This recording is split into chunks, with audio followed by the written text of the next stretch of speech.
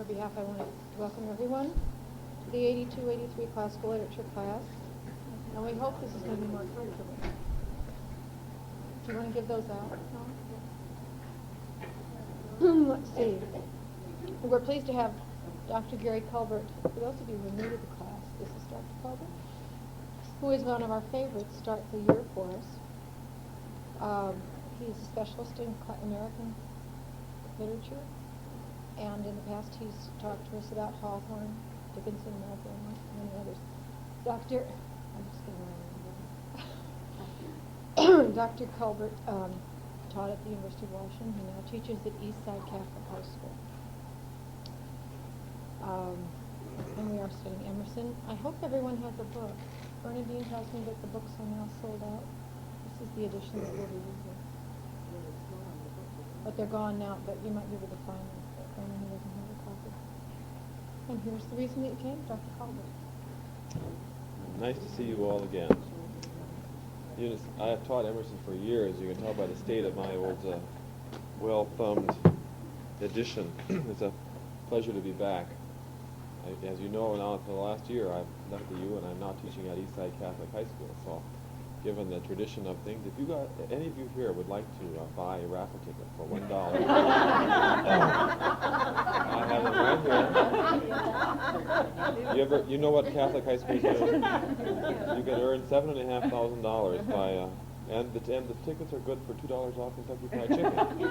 So, the principal told me not to fail to make that. One sees people outside of one's world so seldom. I'm getting over a cold as well, so you have to pardon me if my voice is a little lower, deeper than it used to be. We've been meeting for 10 years, and for 10 years, I haven't been with you for 10 years. How many years? 6 years, 7 years, something like that. For 10 years, we have been avoiding Ralph Waldo Emerson, which people do for a variety of reasons. I think the main reason is fear, that he's going to be dull or uninteresting, or that he's avoidable. And when they asked me last spring if I would come back, I sort of made the condition that yes, I would, if we would tackle Waldo head on. Because you can't avoid Ralph Waldo Emerson if you are an American. I am by training, graduate training, a late 19th century Americanist. That is, my expertise is in American lit from roughly the 1870s to 1920. But in the years I taught at the university, I taught probably more than any other class, this class in American Transcendental Literature. I think one of the reasons I was not a Renaissance or a Transcendental man in graduate school or college was that I despised Emerson when I had to read him. I will never forget the first time I was forced to read an Emerson essay, and it was worse than slugging through a swamp, waist high.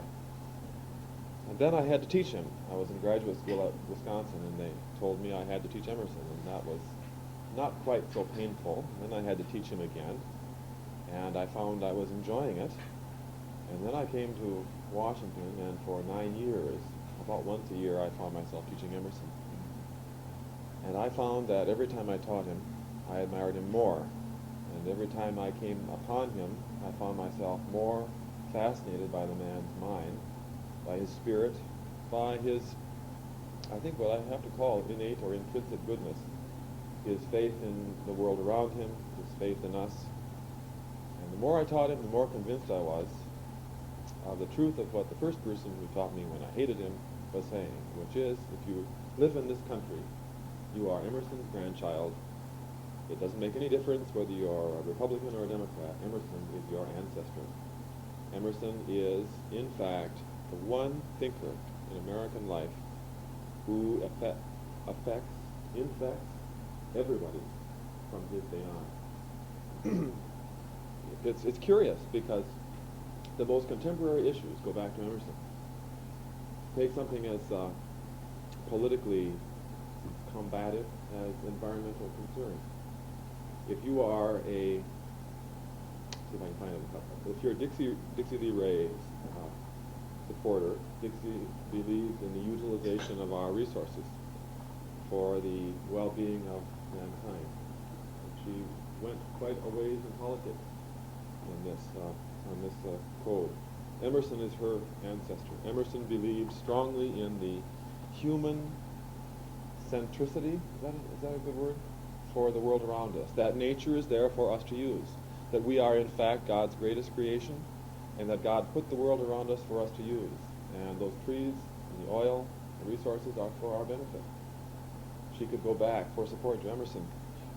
But if you are a conservationist and you believe that the resources of the world around you are in essence sacred in themselves, Emerson is also your grandfather, because Emerson was the one who argued most strongly to America that the presence of God's Spirit is in all living things and in the world around you, and you cannot separate yourself from the world around you in any narrow or mean, egocentric way and survive, which means he's used for all kinds of purposes. He's a fascinating man. Excuse me.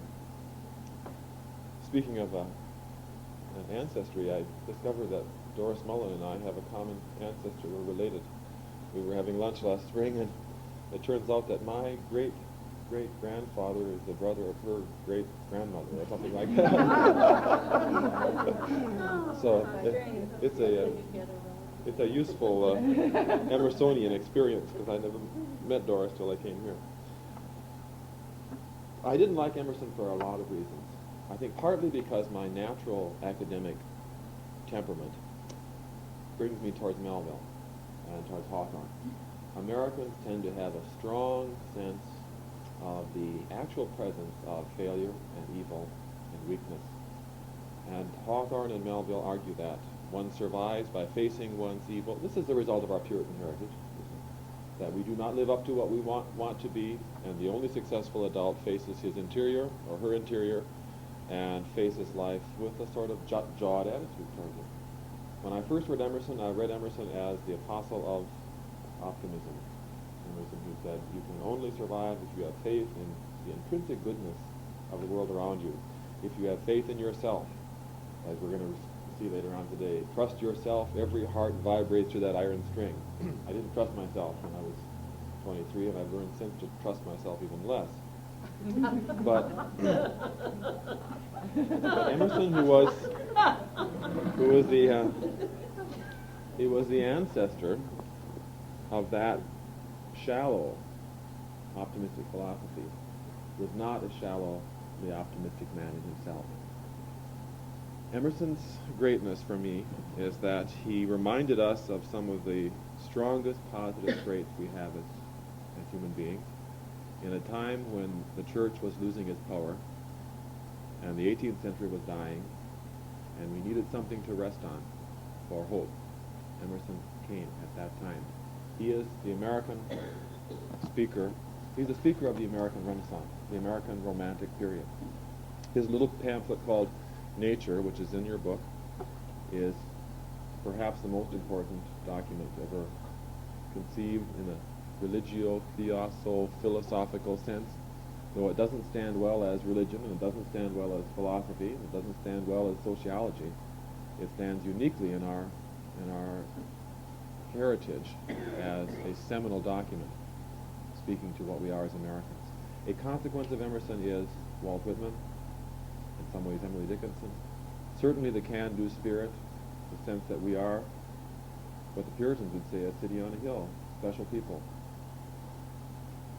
But Emerson didn't stop with being shallowly optimistic. And what's fascinated me throughout, as I've taught him over the years, is that here is a man who lived a fairly long life and never stopped thinking about what it meant to be alive and a human being. Emerson's basic code of behavior, of action, is the same at the end of his life as at the beginning. But he also endured living, and enduring living means enduring loss. He lost a son, he lost a wife, he had a variety of tragedies, which is life, come to him, and never became what I think all of us hope we do not become, and that is ossified, turned to bone at the age of 50. No new ideas, no new thoughts. Emerson constantly looked at the world around him and said, what does it mean that life is not as blissful as I once thought it was? That it's harder to live. If you find Emerson's essays interesting, what you'll find is a continual facing of the facts without giving up the hope and the belief of a good man, not as sensitive to evil as I would like. Melville is more my style, but sensitive to experience in the extreme. And people who have lived a life will find Emerson enormously rewarding. Emerson will make you feel better about yourself. He'll make you accept the sad experiences of life with greater hopefulness, greater cheer. If you've ever lost a child or someone close to you, when you read Emerson's poem on the loss of his son, it will probably bring tears to your eyes and probably give you hope and understanding, because he had to go through that himself to write it. When you teach American Lit, you teach a lot of writers who will make you feel sad about life. And American literature is downhill all the way from the Puritans. After Emerson, it got worse. Mark Twain is not going to make you feel happy about being a human being. And since the 20th century started and we've had World War I and World War II and you name it, we look back with longing for somebody who can say life is worth living. And if he doesn't do it in an orthodox Christian fashion, he does it in a fashion that is amenable to Christianity and Christian ethics, and he is a better man than any one of us, or a better man than me, and a better woman than you. He's worth looking at, in other words. He's interesting. And you will hear in Emerson sentence after sentence, line after line, that is part of your everyday life. Emerson wrote more sentences and contributed them to our world than any American. My wife has a friend. Gave her a facsimile stained glass window, stuck it on our windowsill so the sun can shine through it. And it says on the bottom, in order to have a friend, you must be one. R.W. Emerson. And you can, all of you, call to mind an Emersonian phrase if you want. Does anyone have one? Foolish consistency is a hobgoblin of human life. Foolish consistency is you will come across these as time passes. Let's enter Emerson through the poetry. Emerson is a difficult essayist and a strange poet. He is not beautiful, except now and then he is beautiful. I was convinced for years that Emerson was incompetent, that he didn't know how to write a beautiful poem. And I gradually realized that he was beyond competence in a sense, in that whenever he wasn't being beautiful, he was doing it on purpose. It forced me to stop and look at the line. I'd like to start by looking at a couple of beautiful poems, perhaps, and then we'll move on later on and look at some of the essays. I was worried about having you read Emerson. He's hard to do alone. He's easy to fall asleep to. But if you read him with your eyes open and alert to the randomness of his thought and the shockingness of his nature, because Emerson is a great shocker, he's a great revolutionary, you will find that he's endlessly rewarding.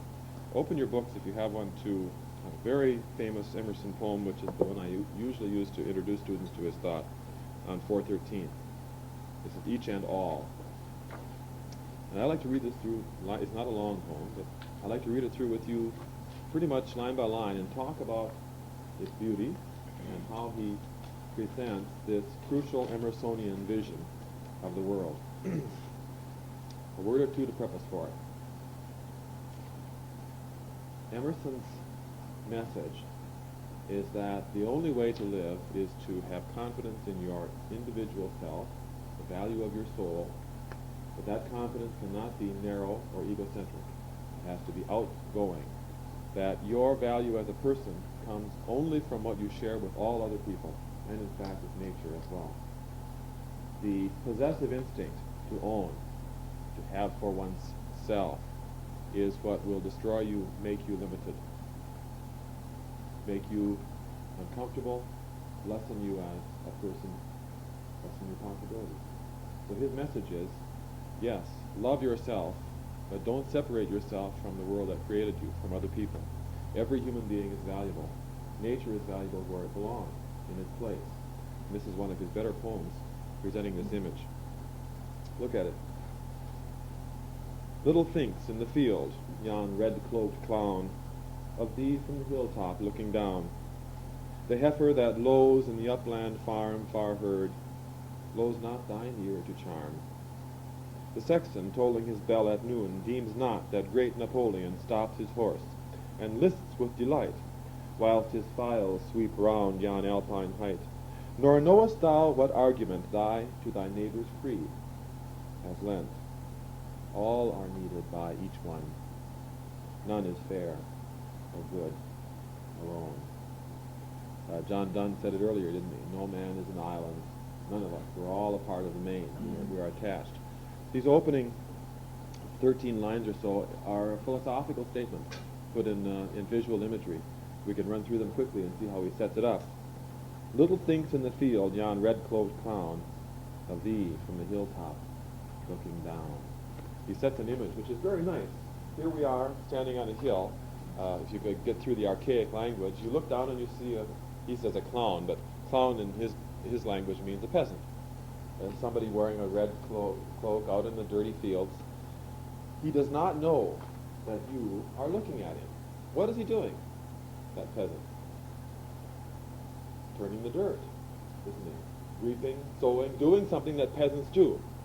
But Emerson's point is something that is a point that Thoreau will make later on, and Walden, that peasant there is also part of your world, whether he intends to be or not. He adds to the vision you have of the world around you. He can't remove himself from it. It is, in fact, literally true, isn't it? That right now we all share common experience in our own individuality. What Nancy sees is radically different from what I see, because she's sitting over there looking at me and at the backs of some of your heads, and I'm looking at the front of you. So our vision is totally different, and yet we cannot remove ourselves from this spot, can we?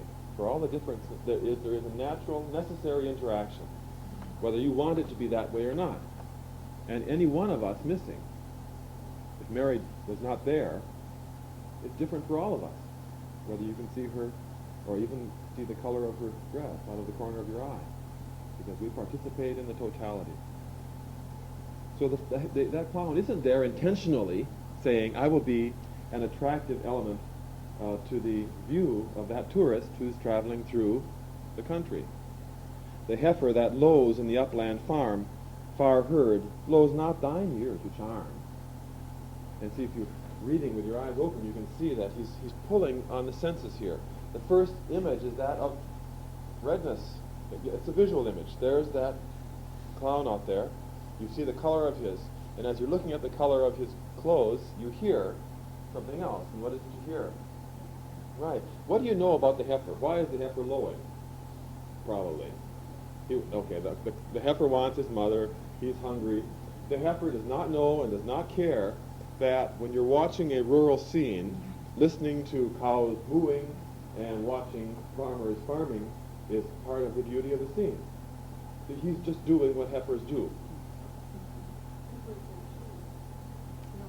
Are they? I think they're baby cows. Are they always female? Young cows, Is that adolescent cows. Okay, she. I think all cows are he's to me.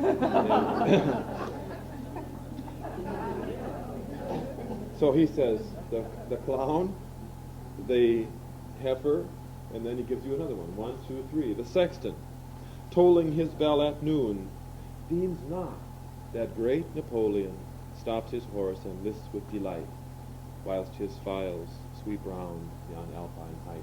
You shift the perspective from you to, here's another scene. There's a sexton. Do you know what a sexton's job is? Okay, what does he do for a church, though? All right, he's the caretaker. He's not the priest, is he? He's not the cardinal. He's just the man who sweeps the steps, and at noon, what does he have to do? He rings the bell. He doesn't know. This man, who is in fact at the very bottom of the church hierarchy, is of no importance whatsoever, just a caretaker, doesn't know that in fact he is ringing a bell that is being listened to right now by Napoleon, of all people. And Napoleon is stopping, and as he says, listening, lists with delight, and saying, isn't that a beautiful sound? And you get all right, now my back is tingling because I always whilst around the mountaintops. What is Napoleon doing? He's taking his army someplace. He is going to a battle.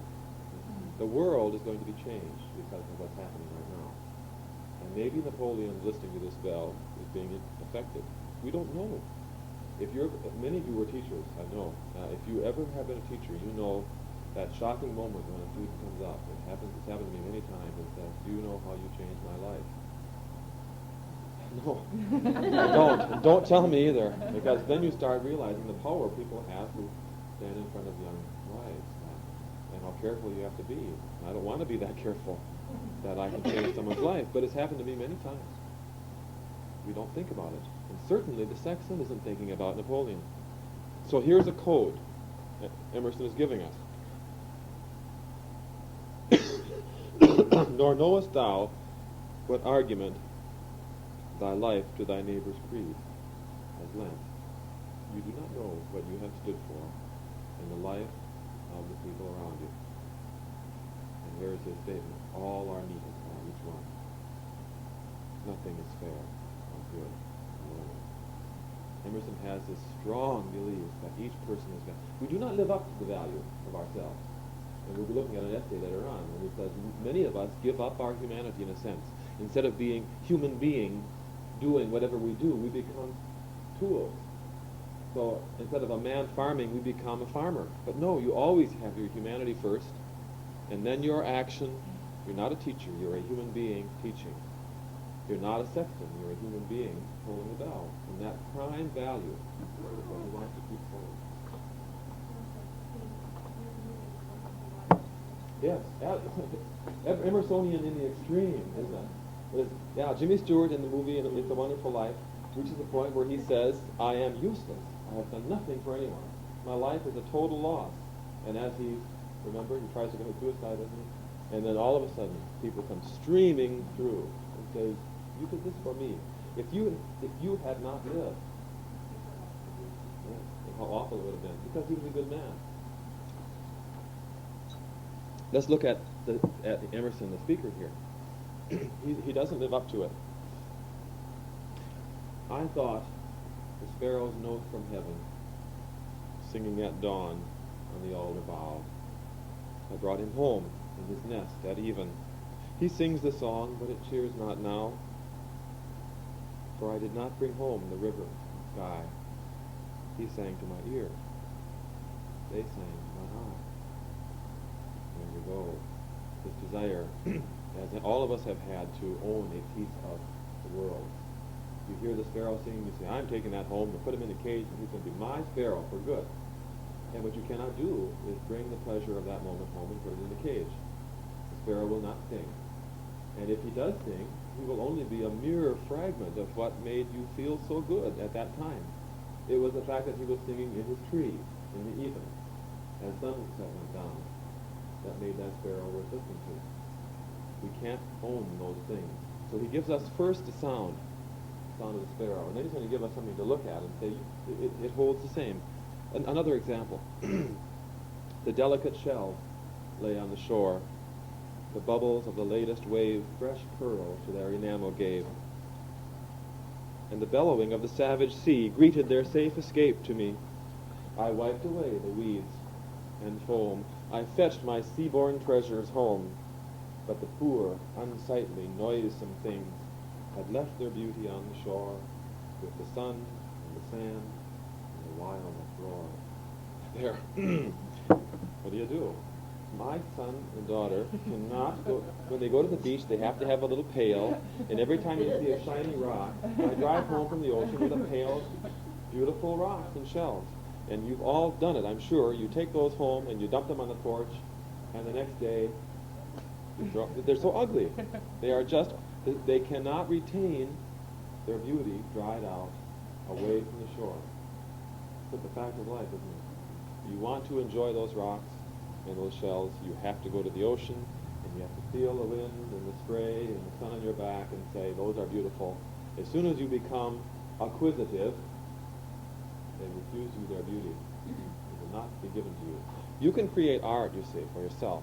But what you cannot do is own nature and its beauty. and its interdependence.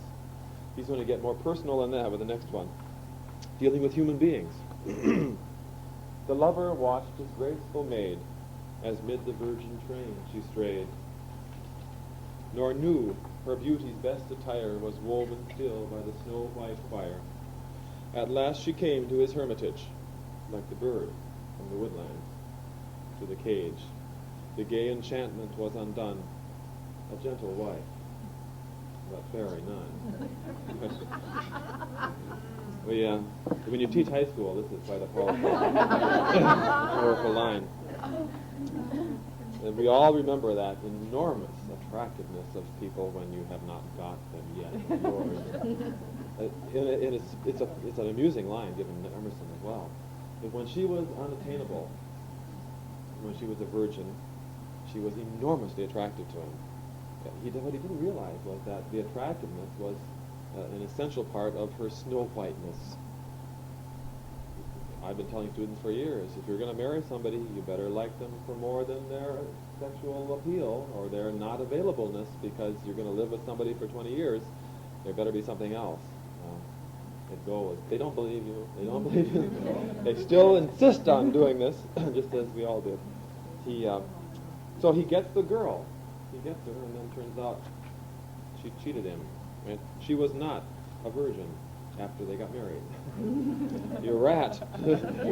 So, is she? By the way, he makes a point. Is she a bad wife? No, she's a good wife. But every man wants to marry a virgin. Right? No, thank you. You can't have that. This cake you cannot have and eat too. And if you're going to live, you've got to adapt to these realities. You can't own that quality. Then I said, I like this one. It shows him being petulant. Then I said, I covet truth. Beauty is unripe childhood's cheat. I leave it behind with the games of youth. He's saying, all right, I've had enough of that. You can't have beauty. I'm going to put it aside. We're echoing St. Paul, in a sense. When I was a child, I did childlike things, and now that I'm an adult, I put them away. But this is a child speaking. You know, the tone of that phrase is of a petulant man who says, oh, well, I can't play the game with my rules, and I won't play the game at all. And even as he does this, even has, in other words, he stops saying, I will own these things. Nature just overwhelms him with beauty. Because you can't own nature doesn't mean that she's not willing to give you her glory. As I spoke, notice, as I spoke, the very moment of giving up acquisition, beneath my feet, the ground pine curled its pretty wreath, running over the club moss burrs. I inhaled the violet's breath. Around me stood the oaks and firs, pine cones and acorns lay on the ground. Over me soared the eternal sky, full of light and of deity. Again I saw, again I heard, the rolling river, the morning bird. Beauty through my senses stole. I yielded myself to the perfect whole. See, nature, beauty comes on its own. It steals its way in. It's a very crucially sense-oriented poem, smelling and hearing and seeing things. And nature just comes flooding in if you allow it. The crucial word, yielding. Not acquiring, but yielding. Let's talk a little bit more about that. Turn over to 437, to Hamatreya. Emerson knew quite a bit about Eastern religions. And it's a Hindu proper name. I like this one because it's a very powerfully negative poem about acquisition, owning things. It has one of the great non-poetic opening lines, which is a list of names. The people in this opening line are people who owned property around Concord, Massachusetts, where he lived with Thoreau and Alcott and that group of transcendentalists. These are farmers who owned the land. Bulkley, Hunt, Willard, Hosmer, Miriam, Flint possessed the land which rendered to their toil hay, corn, roots, hemp, flax, apples, wool, and wood. Each of these landlords walked amidst his farm, saying, 'tis mine, my children's, and my name's. How graceful climb those shadows on my hill. I fancy these pure waters and the flag know me as does my dog. We sympathize, and I affirm my actions smack of the soil. That's what they say. Emerson says, where are these men? Asleep beneath their ground. And strangers, fond as they their furrows plow. Fond is in the old sense of foolish. Doesn't mean fond the way we use it. For centuries, fond meant foolish. And strangers, as foolish as they, their furrows plow. Earth laughs and flowers to see her boastful boys. Earth proud, proud of the earth which is not theirs. Who steer the plow, but cannot steer their feet clear of the grave. They added ridge to valley, brook to pond, and sighed for all that bounded their domain. This suits me for a pasture, that's my park. We must have clay, lime, gravel, granite ledge, and misty lowland where to go for peat. The land as well lies fairly to the south. 'Tis good when you have crossed the sea and back to find the sit-fast acres where you left them. Ah, the hot owner sees not death, who adds him to his land, a lump of gold the more. Hear what the earth says. Here's the earth song. Mine and yours, mine, not yours. Earth endures, stars shine, stars abide, shine down in the old sea. I love that one. Start over because I followed it up. Shine down in the old sea. Isn't that beautiful? Mine and yours, mine, not yours. Stars abide, shine down in the old sea. Old are the shores, but where are old men? I who have seen much, such have I never seen. The lawyer's deed ran sure in tale to them and to their heirs, who shall succeed without fail forevermore. Lawyer's language. Here is the land, shaggy with wood, with its old valley, mound, and flood. But the heritors fled like the flood's foam. The lawyer and the law and the kingdom clean swept dear son. I am Ozymandias, king of kings. They called me theirs who so controlled me, yet every one wished to stay and is gone. How am I theirs if they cannot hold me and I hold them? When I heard the earth song, I was no longer afraid. My avarice cooled like lust on the chill of the grave.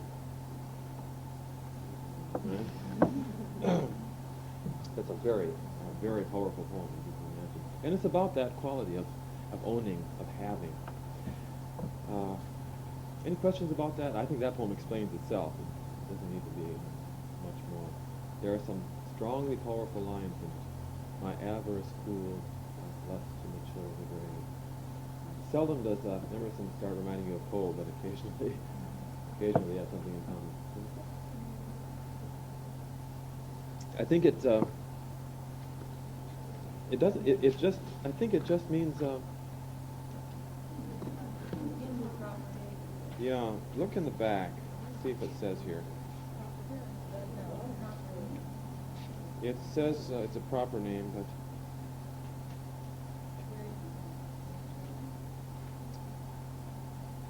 oh, it's the earth god, I think. Yeah, it's the earth who's speaking. This text has notes in back. Often that kind of question you'll find. Yeah, it explained that it comes from a passage based on the Vishnu Purana and so forth. Okay, let's read a couple more poems and then look at nature and some of the. We'll do more poetry again next week. I hope next week to do Threnody, his marvelous poem on the death of his son. So bring an extra handkerchief for that. Turn over to nature again in the snowstorm on 414. This is one of his best poems, most nicely constructed.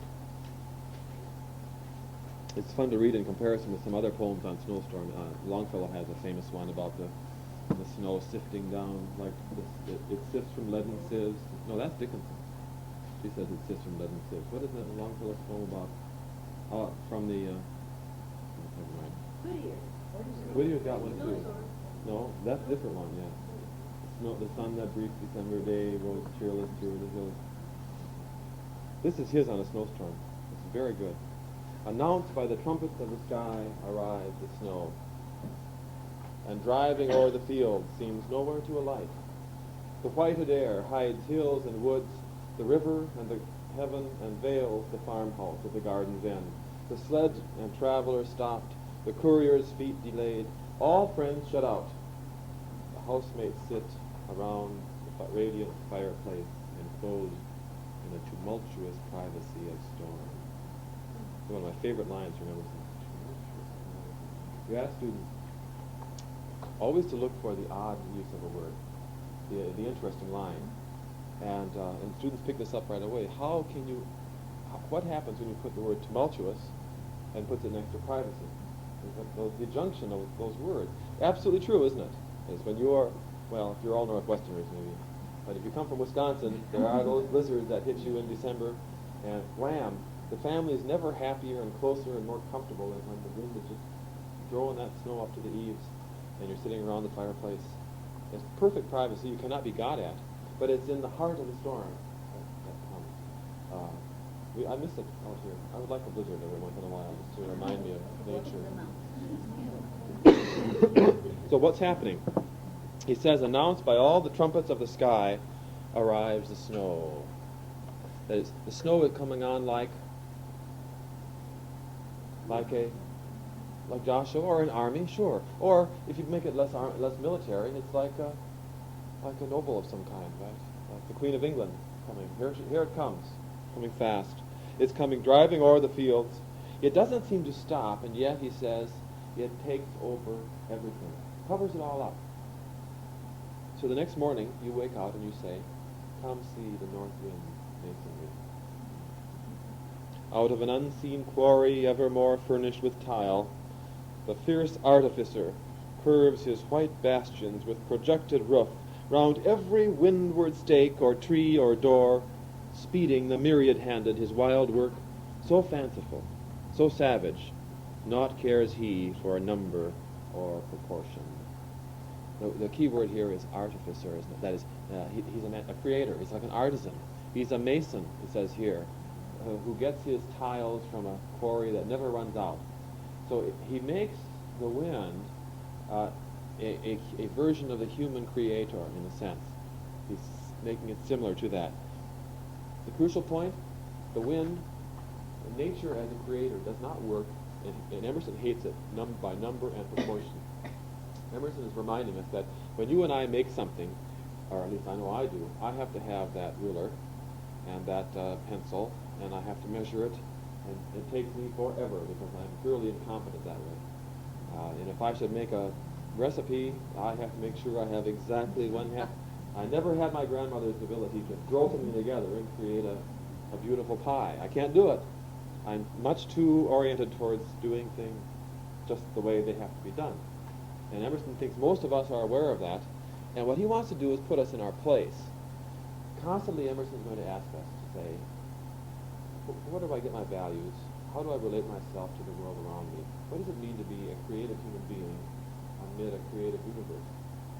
Nature is nothing but an example of what we are a part of. We are a part of nature. But nature creates how? You want to see something beautiful, you want to create something beautiful? Michelangelo had to chip on that statue for months to get it done. You want something beautiful? Nature says, 2 hours. You've got beauty. This is an example to us. Mockingly, you see the word? Nature doesn't use marble. Nature uses snow, and it comes and says, "Oh, you people think you are so great." And so, with a mocking stroke, on coop or kennel, he hangs Parian reeds. Doesn't he? Sure he does.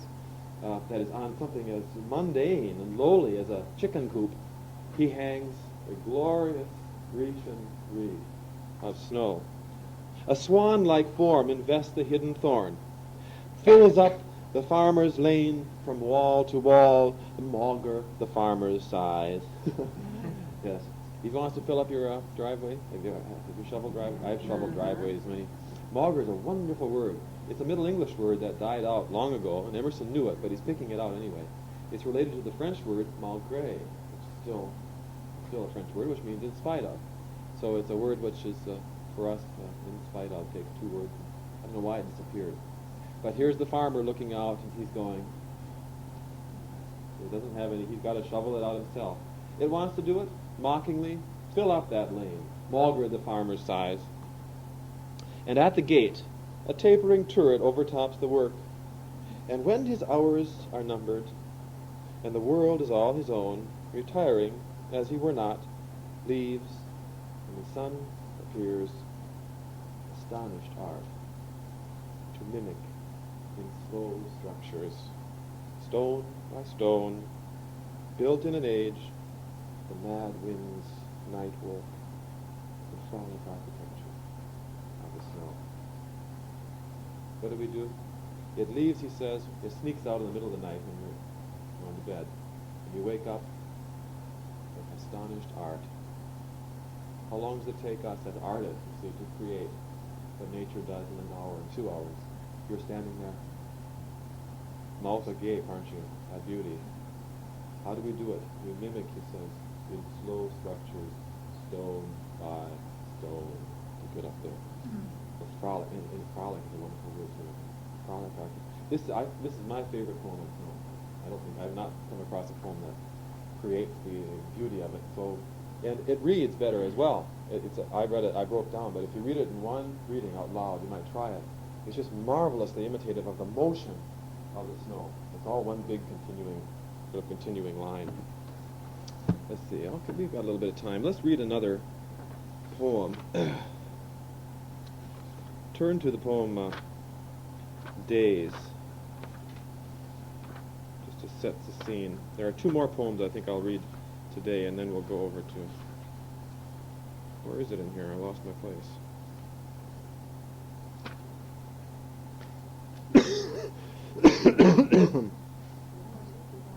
451. Two more representative poems to set the scene, and then we'll look at some of the prose. Now, in spite of Emerson's great hope for us, he's a man who's well aware of our diminishing features.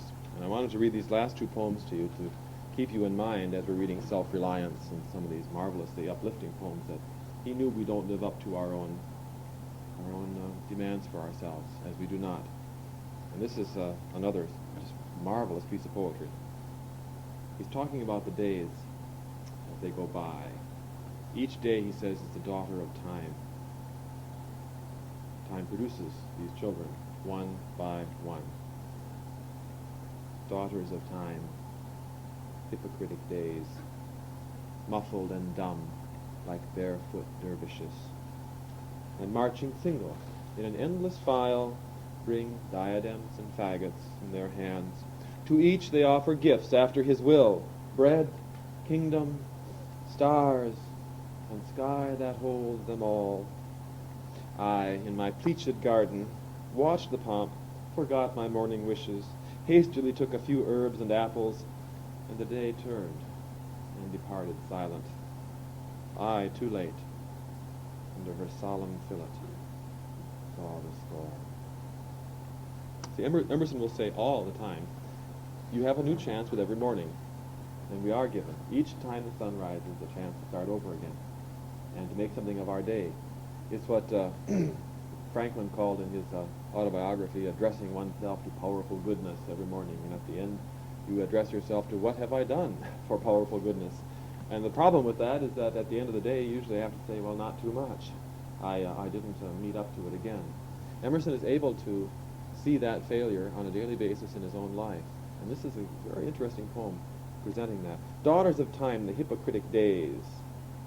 I've never been satisfied that I understand what he means by hypocritic here. He doesn't mean hypocritical. I think he does mean that time knows when it offers us these, that we're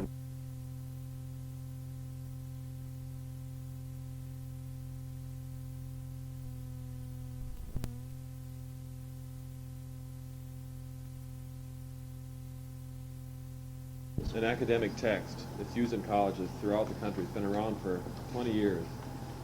Edited by Stephen Witcher, who was one of the major scholars in the 50s of Emerson.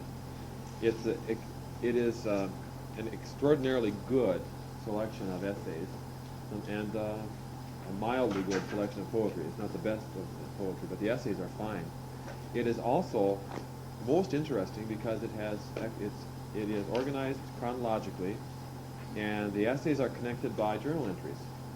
So you can read his journal, which is more accessible, easier to read, in fact, than his essays are. I recommend that you just mull through it and pick out a date or so, see what you think. They're very, very interesting entries. Emerson kept a journal all of his life. You know of Thoreau's diary and journals. He wrote journals for many years. He did that because Emerson told him to do. One day Emerson said, really, Henry, you ought to keep a journal. And so he faithfully started, like a dog after his master, writing journals. He died in 1882, and he was born in 1809, I think, or 7, or something like that. When was he born? 1803? He was almost 90, almost 80. He had been senile for about 10 years, 15 years, quite a while in his latter years. Emerson was of the generation that started to pass away in America in the 1880s, and finally left the stage around 1895 when Oliver Wendell Holmes died. So he was a contemporary of Longfellow and Holmes. Melville and Whitman were born in 1819, so you figure they're 15, 16 years younger than he, just slightly their seniors. What's his centenary? 1882? That's right. It's been passed. He died in the spring, April. and Longfellow died 1 month earlier, and his last public appearance was at Longfellow's funeral. His daughter Ellen took him, and he went up to the casket on her arm, doddering up, and of course everybody there was looking to see how Emerson was hanging on. And there's a famous utterance. I've been working on this for years, and someday I'm going to publish it. He was famous for having said, I don't know his name, but he was a good man, or he was a kindly spirit, but I've forgotten his name. And it's often used in a very unfair, demeaning fashion against Longfellow, as though Longfellow isn't even in his grave, and his friends have already forgotten his name. That's how minor a figure he was, and that's a cruel thing to say about Longfellow, who was an enormously influential man and highly loved by his friends. A good man as well. It's irritated me to no end that people do this, but it's been done, and that has been so-called what Emerson said. Emerson never said that. I have, for about 10 years, tried to trace down who did he say this to, and it's like that telephone game. You can never find anybody who was at that funeral who says, Emerson told me this. It's always, a friend told me Emerson said, and I've traced it down so that I know pretty much who was standing next to him throughout, and he never said that to anybody. What he did say, he said to his daughter Ellen, and she wrote it in a letter the next morning. She said, Father went with me up to the casket and looked at Mr. Longfellow and said, where am I? What house? Who's the sleeper? Which isn't quite as, who's the sleeper? So he did forget Longfellow's name. But what you see is interesting, isn't it? The poetic one, I forget his name, but he was a goodly soul, or some variant of that. He was, in fact, much worse off at that time. His mind was almost gone. What house? Who's the sleeper? He simply didn't have anything at all. He died a month later. Okay, turn to page 21, please.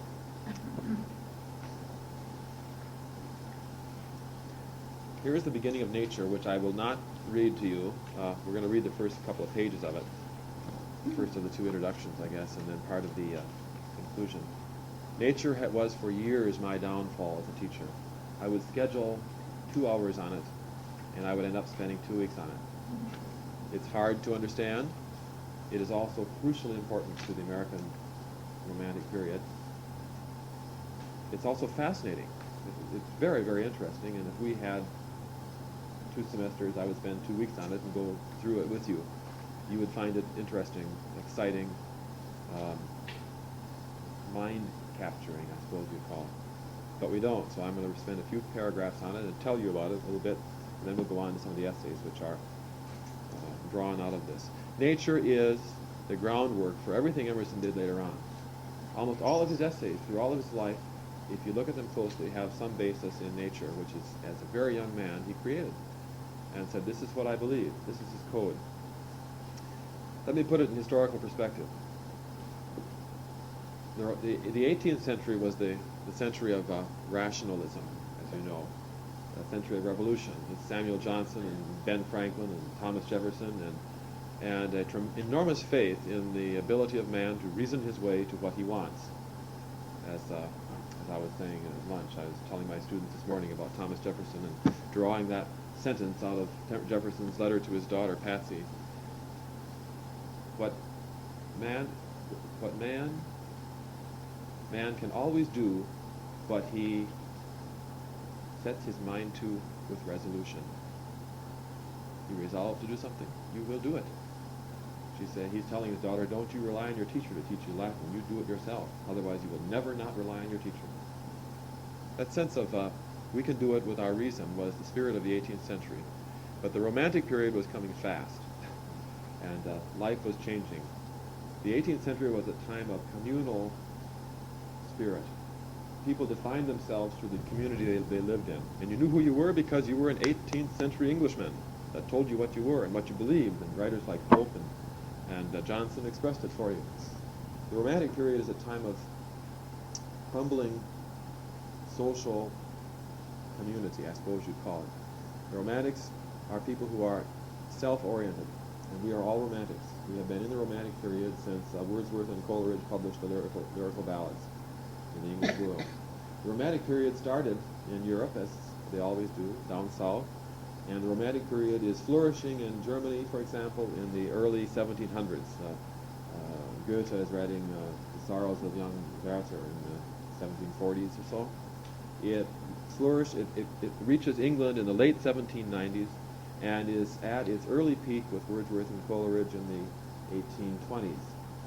By the 1820s in the United States, we're still in the classical period. The only writer who is showing signs of romanticism is Bryant. And aside from that, we are still 20 years behind the British. The cultural movements do not hit the United States for one generation after they hit England. This is historically the precedent. And the Romantic period, which started in England in 1896, did not find its starting point until Nature was published in 1837. This is the beginning of modern American Romanticism, this essay, this little pamphlet. It had been around for 35 years already for the British, but it hasn't hit us. Emerson coalesced these as a young man and published this book, and all American thought from this day onward goes back to this little pamphlet. It's an interesting phenomenon. This, in other words, is our lyrical ballads. It's that declaration of independence of the neoclassical past. It had enormous impact. Nothing has been published in America that so influenced people's thinking of themselves as this little pamphlet, which is not very long. It's only about 50 pages. It is an attempt on Emerson's part to redefine the way we view our relationship to the world around us. It is, in effect, a question. What is nature to us? How do we relate to it? I would like to read the first couple of, there are 2 introductions, and then some of the conclusion to sort of set the tone. Let's see if we can make it work. Our age is retrospective. It builds the sepulchres of the fathers. It writes biographies, histories, and criticism. The foregoing generations beheld God and nature face to face, we through their eyes. Why should not we also enjoy an original relation to the universe? Interesting question, isn't it? He says, when you look around yourself, you see that we are an age, a primary age of we look back constantly. If you want to know how you should feel about something, you read a book, and that tells you how to feel about it. You want to know how to relate to nature? Read something by Poe. That will tell you what to do. This is the question of a radical who says we've got to start anew as Americans. This is the beginning of American literature. We have to start anew to respond to the world around us. It is extremely attractive to young people who are tired of being told, this is what you must do, this is what you must think, this is what you must wear. Emerson says, right off the bat, why can you not have, it's a crucial word, an original relationship to the world around you? Why do you have to have it filtered through previous generations? He is not going to demean the past. In fact, he will honor it. But Emerson believes strongly that if you give up your right to face the universe, you've given up your inherent quality of humanness in so doing. We know this already. We've done Whitman. We did Whitman last year. And Whitman has picked up the same theme. Whitman says, enough priests, enough philosophers. I want to face the world on my own. Remember? This is where he got it. It's why Emerson liked him so much when he started. Why should not we have a poetry and philosophy of insight and not of tradition, and a religion by revelation to us, and not the history of theirs? Crucial questions. I always try to teach Emerson to students to make him seem revolutionary, because they are inherently interested in people who are revolutionary. And Emerson comes down to them as another graybeard without a beard. And to make him feel young is quite exciting. He is young. He's young when he writes this. He's quite a bit younger than I am right now. It says, why can't... Do not know, right? Embosomed for a season in nature, whose floods of life stream around us and through us and invite us, by the powers they supply, to action proportioned to nature. Why should we grope among the dry bones of the past, or put the living generations into masquerade out of its faded wardrobe? The sun shines today also. There's more wool and flax in the fields. There are new lands, new men, new thoughts. Let us demand our own works and laws and worship. Can you hear that? It's a very revolutionary sense. You don't have to dress up in the ideas of your great-grandfather. You don't have to wear his clothes. You don't have to wear his religion. And he is unorthodox, heterodox. He's got his own sense of how you relate. Emerson was a descendant of long line of Puritan ministers, and was himself a minister, Unitarian minister, and he left the Unitarian church because it was too orthodox for him. So you know how unorthodox he was. But he was losing any sense of faith in traditional orthodox mysteries. He does not believe in the miracles. He has tremendous admiration for Christ, but when you get down to the orthodoxy of the Trinity and so forth, Emerson would pull aside. He wants to have religion face to face, as he wants everything else face to face. He doesn't want it passed down. Undoubtedly, now watch this, because he's going to be playing a game with you. Undoubtedly, we have no questions to ask which are unanswerable. We must trust the perfection of the creation so far as to believe that whatever curiosity the order of things has awakened in our minds, the order of things can satisfy. Every man's condition is a solution in hieroglyphic to those inquiries he would put. These are axioms, aren't they, for him? You cannot ask a question which cannot be answered. The nature of things is so interwoven that if a question comes to your mind about the universe, the answer to that is implicit. And moreover, he would say, we are all of us hieroglyphs. This is important because in those days Egyptian hieroglyphs were just being discovered, and there's a lot of interest in that. We're all hieroglyphs. Initially completely confusing, but once the key is got, the answer is there. He acts it as life before he apprehends it. That's true. You live life. Therefore you have knowledge of it, even before you understand it. Apprehend it, understand it. In like manner, nature is already, in its forms and tendencies, describing its own design. Let us interrogate the great apparition that shines so peacefully around us. Let us inquire to what end is nature? That's the question. The whole essay is, why is nature here? By the way, it should remind you a little bit, if you were raised Orthodox, what is the chief end of man? To glorify God and praise His name. Remember the old catechism? This is the question. To what end is nature? For Emerson has a devout belief in the Spirit of God, but he will use other words for it. He will call it the world soul. Sometimes he will call it nature. He will call it the world spirit. Emerson believes strongly in God's term, I think, is the immanent presence of God in the world around you. He's not interested in dogmas at all, but in the spirit that creates life, and that's God for him. So he's asking this question in a sense, what is nature here for? All science has one aim, namely, to find a theory of nature. We have theories of races and of functions, but scarcely yet a remote approach to an idea of creation.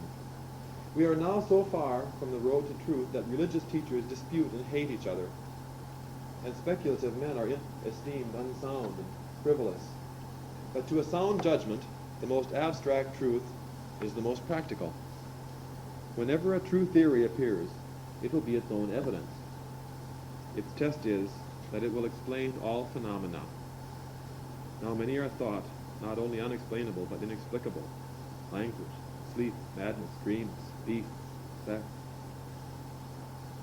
He's going to set up an opposition here which he's going to tear down. Many a person has misread this whole essay because they misread this paragraph in it. Philosophically considered, the universe is composed of nature and the soul. That is, he sets up a sort of Descartesian sense. There is me, and then there's the world around me. Strictly speaking, therefore, all that is separate from us, all which philosophy distinguishes as the not me, that is, both nature and art, all other men, and my own body must be ranked under this name, nature. This is very curious how he sets this up. There is a sense of, okay, there is Gary, then there's the world around me. And strictly speaking, nature, which is the world around me, includes not only the sun and the moon and stars and trees and birds, but it includes you too. Because in terms of me, you are just part of the world around me, are you not? And then he says, well, let's go one step further. Strictly speaking, there is me and then all of you, but that also includes my body, which is part of nature. My breathing, my eating, the things I do. What my body makes me do does not affect the fact that I am Gary, which is separate from my body. You see how he's narrowing it down? And so that he says nature is the sense of self, what Freud would call ego probably, and then there's everything else, including my physical presence. In enumerating the values of nature and casting up their sum, I shall use the word in both senses, in its common and in its philosophical import. In inquiries so general as our present one, the inaccuracy is not material, no confusion of thought will occur. Nature, in the common sense, refers to essences unchanged by man. Space, the air, the river, the leaf. Art is applied to the mixture of his will with the same things, as in a house, a canal, a statue, a picture. But his operations taken together are so insignificant, a little chipping, baking, patching, and washing, that in an impression so grand as that of the world on the human mind, they do not vary the result. I think I agree with that. One of Emerson's great traits, by the way, is to use common language to speak about something that's uncommon. He's marvelous with his metaphors and his images.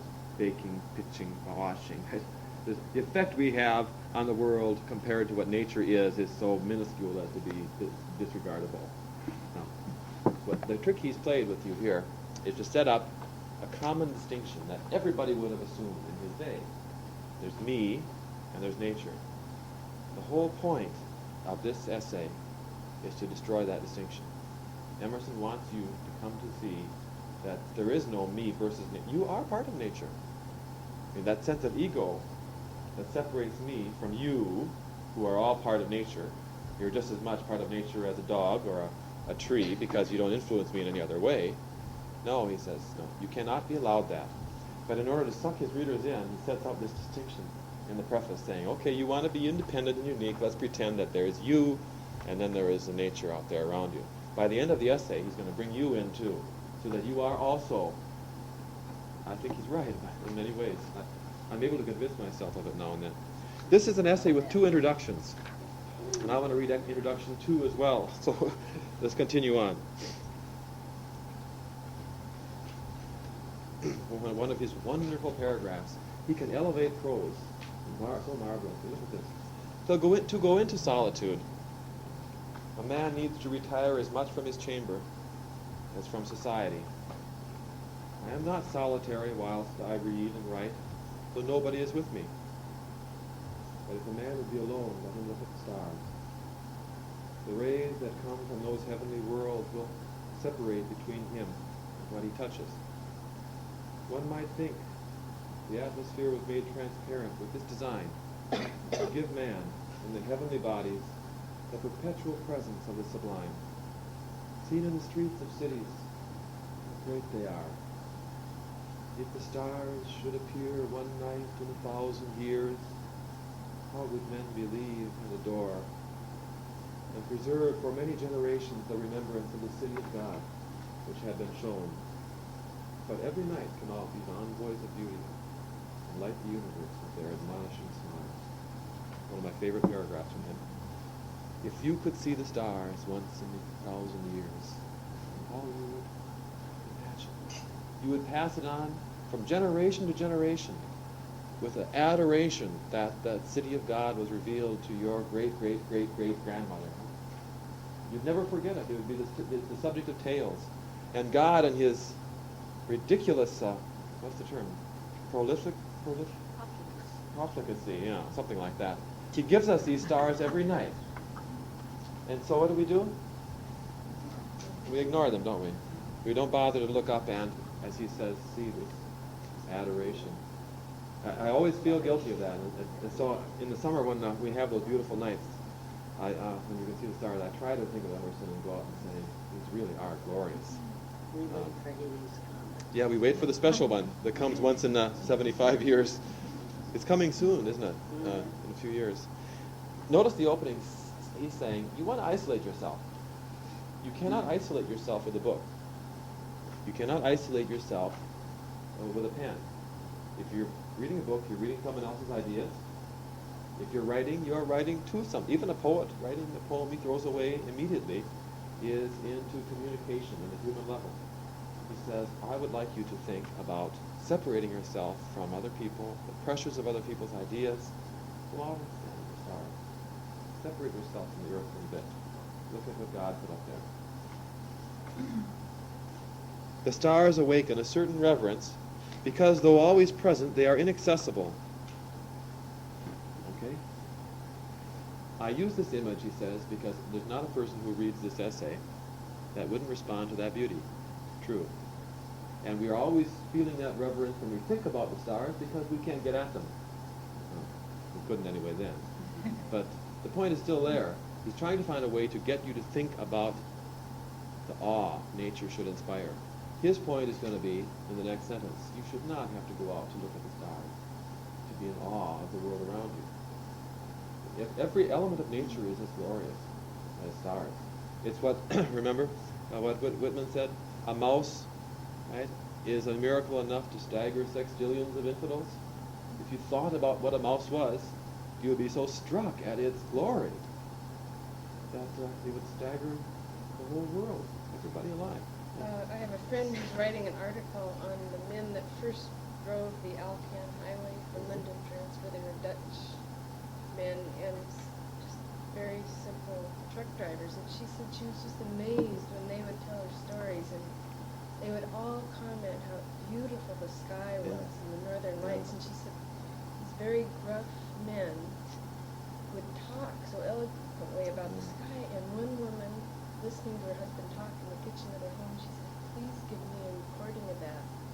I want to have my children and my grandchildren hear that, because he never, ever has spoken about, many, many years of going up and down this Isn't that highway where interesting? you saw no other people. Of course, Emerson would feel, certainly that's true. Emerson's argument and response right away would be, why do you have to go to Alaska and see the northern lights to appreciate beauty? But she was We just do. amazed that these Yes. men would even But that's why he aware of picks it. the image, that it will hit you so strongly. It's so powerful a beauty that even the crudest person has to say, yeah, that is something after all. But Emerson's going to say, you should not have to go up to Alaska where they have the perfectly clear sky and the beautiful aurora borealis. It's right here. There should be a tree right out there that we should be staring at because it's beautiful right outside this door. But instead we wait. We're so overkilled. Or maybe we're so stimulated that we never get away. Yeah. Well, remember what Dickinson said the poet's job is?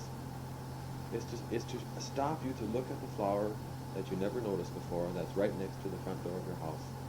The poet is the person who says, hey, look at this rose. Look at this rose right here, this ordinary everyday rose. Dandelion make it if you want. So he's all natural objects make a kindred impression when the mind is open to their influence. Nature never wears a mean appearance. Neither does the wisest man extort her secret and lose his curiosity by finding out all her perfection. Nature never became a toy to a wise spirit. The flowers, the animals, the mountains reflect the wisdom of his best hour as much as they had delighted the simplicity of his childhood. When we speak of nature in this manner, we have a distinct but most poetical sense in the mind. We mean the integrity of impression made by manifold natural objects. Curious word, isn't it? Integrity of impression. I think what he means by that is when you look at something that is natural, you're talking about the rightness of it. That's what integrity means. Integrity as opposed to falseness of some kind. But nature in its own, it has integrity. Partly that, but it's just the rightness of it. You cannot look at a mountain and say, that's a fake mountain. Right? There's something wrong. Nature instinctively gives you something that has uprightness about it. No imitations. It was one of the problems with Mount St. Helens, wasn't it? It was too perfect. No. It didn't look like a mountain. It looked too like Mount Fujiyama, which is also too perfect. You want a mountain to look, and so St. Helens corrected that. Nature takes care of itself. It is this, and you can see it, this integrity, it is this which distinguishes the stick of timber of the woodcutter from the tree of the poet. See the difference? Yeah, it's not, a stick of timber does not have integrity, does it? It's been removed from its place. The charming landscape which I saw this morning is indubitably made up of some 20 or 30 farms. Miller owns this field, Locke that, Manning the woodland beyond, but none of them own the landscape. There is a property in the horizon which no man has, but he whose eye can integrate all the parts. That is the poet. That this is the best part of these men's farms, yet to this their warranty deeds give no title. You have now come across the secret to Emerson. Emerson is going to ask of you one thing all the time. That is, that you see right. The eye is the clue to all of Emerson. Emerson will constantly ask you, see the world right. See your relationship to the world right. Most of us live lives in which we have blinded ourselves by narrowness, by taking the herbs and apples instead of the kingdom, or the stars. Emerson will constantly say, back up. What is the problem with these owners? They see 40 acres and a mule. They see their land. If you can get up, you see what is valuable. It's the landscape, not the land. So Emerson will always use language that takes you to vision. I would tell students, when you're reading Emerson, read it with a pencil and circle every word that has to do with vision, with seeing things. You'll be amazed at how frequently he uses that. Seeing right. And he goes on. To speak truly, few adult persons can see nature. Most persons do not see the sun. At least they have a very superficial seeing. The sun illumines only the eye of the man, but shines into the eye and the heart of the child. The lover of nature is he whose inward and outward senses are still truly adjusted to each other, who has retained the spirit of infancy even into the era of manhood. For Emerson, as for the Romantics, growing up is growing away. If you remember Wordsworth from college, you remember reading things like the Ode on Intimations of Immortality. The child is the father of the man. The romantic movement is consistently asking us, what happened? When I was a child, I knew. I had some insight. I was naturally responsive to the world around me. But growing up is, getting married, having kids, having a mortgage, paying the bill. It's a famous line from Emerson's poetry. We'll get to it in a couple of weeks. Things are in the saddle, ride mankind. Right? Instead of riding the horse rides us. And Emerson's saying, take that time to go back. And any of you who've been around small children know this. My daughter and son, same, 3, 4, 5 years old, they used to come leaping in the morning and jump on my bed to wake me up. It's morning time, Daddy, the sun is shining. And the instinct is, get off, I need another hour's sleep. And when the last time that I leaped out of bed with that spirit of it's morning time was when I was 4 years old. It's a long time ago. Yeah.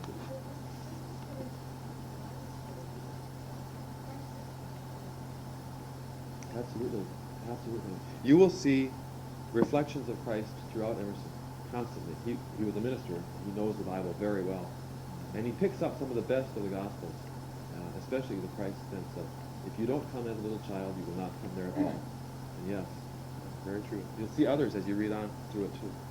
It seems like our time would be the hardest time to get this feeling of nature and the place in it, because we're so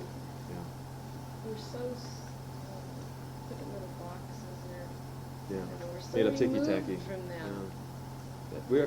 Except, I agree with what you're saying. He could go to the woods anytime he wanted to. He lived in a small village in rural Massachusetts.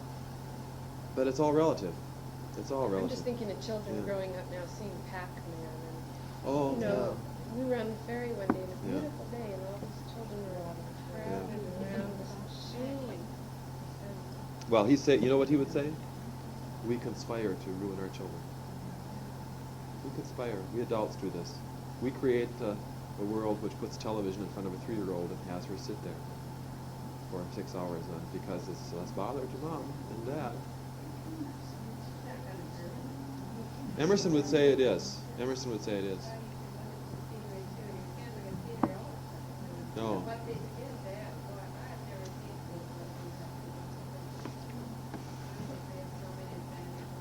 Yeah.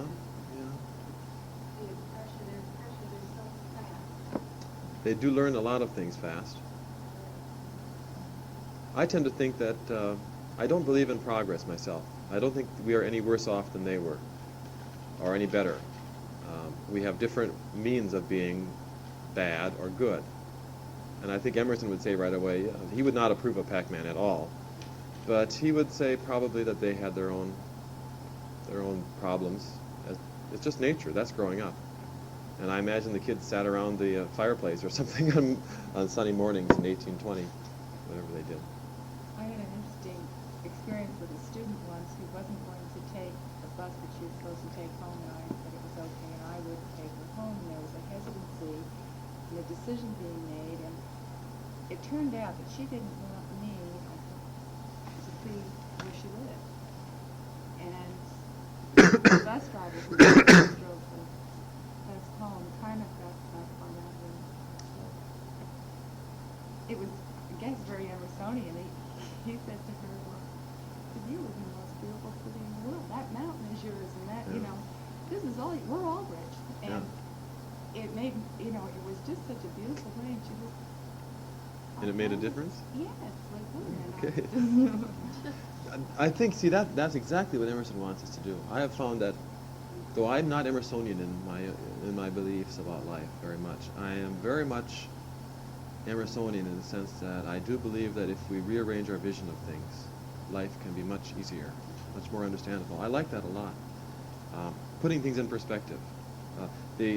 Just on the daily basis, when something small is irritating me to death, if I can stop for a minute and put it where it belongs, which is what he would ask, put things where they belong, and you can make life so much easier to live through. We'll see some examples of that as we go on in this. Let's go on. His intercourse with heaven and earth becomes part of his daily food. In the presence of nature, a wild delight runs through man. In spite of real sorrows, nature says, He is my creature, and in spite of all his impertinent griefs, he shall be glad with me. Is this true, by the way? Can nature force you into happiness and give it a chance? Not the sun nor the summer alone, but every hour and season yields its tribute of delight. For every hour and change corresponds to and authorizes a different state of the mind, from breathless noon to grimmest midnight. Nature is a setting that fits equally well a comic or a mourning piece. In good health, the air is a cordial of incredible virtue. A cordial is a strong liqueur. You feel good? Get a draft of that and it tastes good. Crossing a bare common in snow puddles at twilight under a clouded sky, without having in my thoughts any occurrence of special good fortune, I have enjoyed a perfect exhilaration. I am glad to the brink of fear. In the woods too, a man casts off his years, as the snake his slough, and at what period soever of life is always a child. In the woods is perpetual youth. You see, there's a sort of remedy being offered. We cannot help growing older, and we must lose the innocence of childhood and its purity, which in the Romantic period was all downhill from that point. But he says nature gives you a chance to put away old age. Even in terms of the poem Terminus, as you see, where you're talking about what I have lost. I have lost creation, I have lost opportunities, I have lost options. The point about nature for Emerson is that you are no different in nature when you're 80 than when you're 20. That is, if you go out and allow nature to speak to you, it will speak to you regardless of age. It's always there. You don't have to be healthy, you don't have to be strong, you don't have to be young. Within these plantations of God, a decorum and sanctity reign. A perennial festival is dressed, and the guest sees not how he should tire of them in 1,000 years. In the woods we return to reason and faith. By the way, watch the words. Reason and faith are prime terms for Emerson. They don't mean logic. Reason for him is that instinctive motion towards contact with God that has a lot more to do with religion than it has to do with logic or intelligence. This is a Neoplatonic terminology we're dealing with, and I don't want to move too far into that, but it's a way of stepping up from understanding and reason at that level to reason with a capital R in a sense that gets you into touch with oneness. There I feel that nothing can befall me in life, no disgrace, no calamity, leaving me my eyes, which nature cannot repair. Standing on the bare ground, my head bathed by the blithe air, and uplifted into infinite space, all mean egotism vanishes. Mean here means common, lowly. It doesn't mean mean in the sense of cruel. I become a transparent eyeball. I am nothing. I see all. The currents of the universal being circulate through me. I am part or parcel of God. I become a transparent eyeball. You want to see what he looks like when he becomes a transparent eyeball? He looks like this. This is an etching by Christopher Pierce, pencil sketch, Christopher Pierce Cranch, who was a friend, so that the whole world could see what Emerson looks like when he becomes a transparent eyeball. People made a lot of fun of that image, but it's an important image all the same. One great big eyeball with a top hat sitting on top of it. But the point is crucial to Emerson. What happens? You lose common I-ness, capital I, and mean egotism. If you can give up Gary and allow nature to speak to you, you've made it most of the way there. We'll finish in a minute or two. The name of the dearest friend sounds then foreign and accidental. To be brothers, to be acquaintances, master or servant, is then a trifle or a disturbance. I am the lover of uncontained and immortal beauty. In another poem he says, worlds of lovers hem me in. The love becomes a prime emotional experience. In the wilderness I find something more dear and connate than in streets or villages. In the tranquil landscape, and especially in the distant line of the horizon, man beholds something as beautiful as his own nature. The greatest delight which the fields and woods minister is the occasion of an occult relation between man and the vegetable. I am not alone and unacknowledged. They nod to me, and I to them.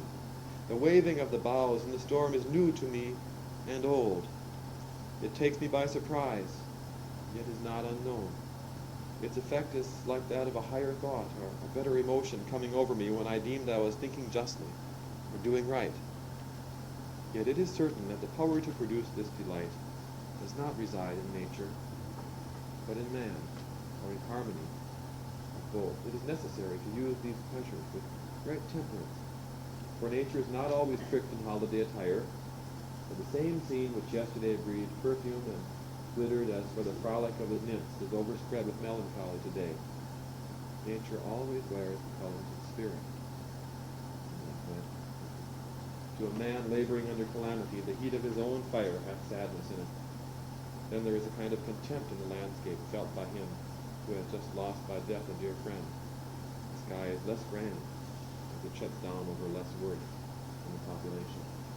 He's raising some issues he'll talk about at length. And these are reminders at the end of the second introduction that life is going to have to face some realities too. Nature will be there at the right time if you approach it in the right spirit. It's not frivolous, but is there to support, aid, help. We will read some more poetry. We'll read Threnody next week, and we'll talk about self-reliance and how you should not be consistent and you should not be conforming, among other things. So I'll see you next week, I hope.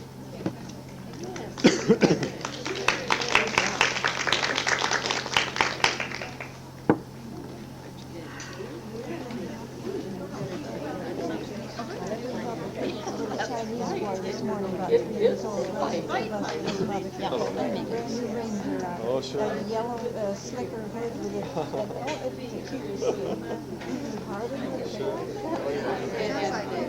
Viral.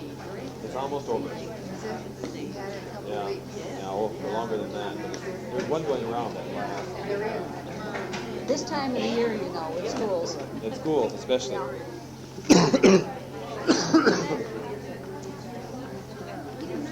Gary, about the same time next week, or since we're closer to 12? I hope so. There's not a trend sitting on the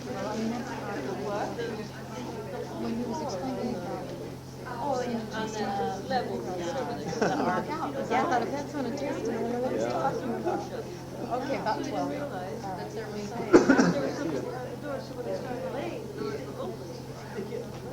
And as they got around here, they were